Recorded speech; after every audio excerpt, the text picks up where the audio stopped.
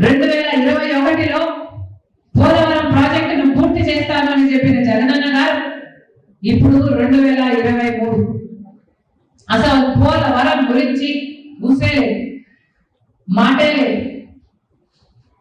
ఏమైంది? ప్రభుత్వం సమాధానం చెప్పాల్సిన అవసరం ఉంది. ఈరోజు ఇదే జగనన్న గారు నిన్న అదే పనిగా ప్రభుత్వ డబ్బు ఖర్చు పెట్టారని ఒక ఆరోపణ. అదే సదస్సులో జగనన్న గారు చెప్పిన మాట, కాంగ్రెస్ పార్టీ ఆంధ్రప్రదేశ్ను చీల్చింది, నా కుటుంబాన్ని కూడా చీల్చింది అన్నారు. వేదిక మీద ముఖ్యమంత్రిగా ఉన్న జగనన్న గారు చేసిన వ్యాఖ్య, కాంగ్రెస్ పార్టీ ఆంధ్రప్రదేశ్ను చీల్చింది, నా కుటుంబాన్ని చీల్చింది, దేవుడే గుణపాఠం చెప్తాడు అని పెద్ద పెద్ద మాటలు మాట్లాడారు. నిజానికి ఆంధ్రప్రదేశ్ రాష్ట్రం ఇలా అభివృద్ధి లేకుండా ఇంత దయనీయ స్థితిలో ఉంది అంటే దానికి కారణం ముందు 5 సంవత్సరాలు ముఖ్యమంత్రిగా ఉన్న చంద్రబాబు గారు, ఇప్పుడు 5 సంవత్సరాలు ముఖ్యమంత్రిగా ఉన్న జగనన్న గారు. ఈరోజు రాజశేఖర రెడ్డి గారి కుటుంబం చీలింది అంటే అది చేతులారా చేసుకున్నది జగనన్న గారు.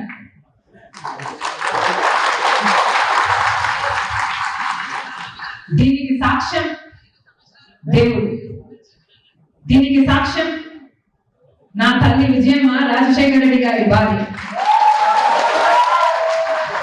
దీనికి సాక్ష్యం నా యావత్ కుటుంబం. జగన్మోహన్ రెడ్డి గారి పార్టీ ఇబ్బందుల్లో ఉంటే 18 మంది ఎమ్మెల్యేలు ఆ రోజు రాజీనామాలు చేసి జగనన్న వైపు నిలబడితే వాళ్ళను మంత్రులను చేస్తానన్నాడు జగనన్న. ఈరోజు వాళ్ళలో ఎంతమంది మంత్రులుగా ఉన్నారు? వాళ్ళు రాజీనామాలు చేస్తే అమ్మా నేను వాళ్ళ కోసం తిరిగాను, వాళ్ళ గెలుపుకు పాటుపడ్డాను, వాళ్ళను గెలిపించాడు.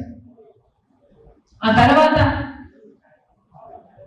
వైసీపీ పార్టీ ఇబ్బందుల్లో ఉంది అని నన్ను పాదయాత్ర చేయమంటే నా ఇంటిని వాటిని అన్ని పక్కన పెట్టి నా బిడ్డలు సైతం కాదనుకొని ఎండనగా వాదనగా వేల కిలోమీటర్లు నెలల తరబడి రోడ్ల మీదనే పడుకుని 3200 కిలోమీటర్లు పాదయాత్ర చేసింది రాజశేఖర రెడ్డి.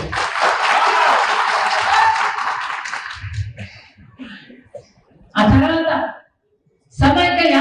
సమైక్య ఆంధ్ర కోసం యాత్ర చేయమని అడిగితే మన ప్రజల బాధ కోసం కదా అని ఆ యాత్ర కూడా చేశారు.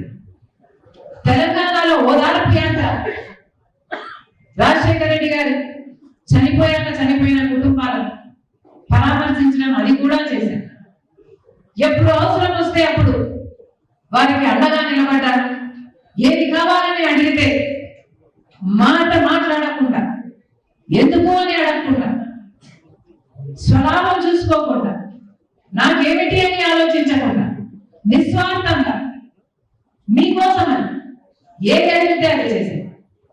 ఆఖరికి మొన్న ఎన్నికలు బాయ్ బాయ్ బాబు అనే క్యాంపెయిన్, అసలు ఇది దేశంలోనే మోస్ట్ సక్సెస్ఫుల్ క్యాంపెయిన్ ఆ ఎలక్షన్.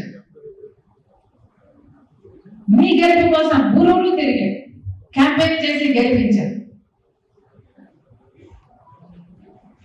జగన్మోహన్ రెడ్డి గారు ముఖ్యమంత్రి అయ్యారు. ముఖ్యమంత్రి అయిన రోజు నుంచి జగన్మోహన్ రెడ్డి గారు వేరే మనిషే మారిపోయాడు.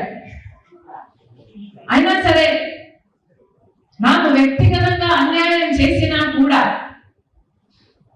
పర్వాలేదు, తాను మంచి ముఖ్యమంత్రి అయితే చాలు, రాజశేఖర రెడ్డి గారి పేరు నిలబెడితే చాలు, రాజశేఖర రెడ్డి గారి ఆశయాలను నిలబెడితే చాలు, ఆయన జోలికి వెళ్ళకూడదు అని, ఆయన నిజంగానే ప్రజలకు మేలు చేస్తాడు అని ఆశించారు.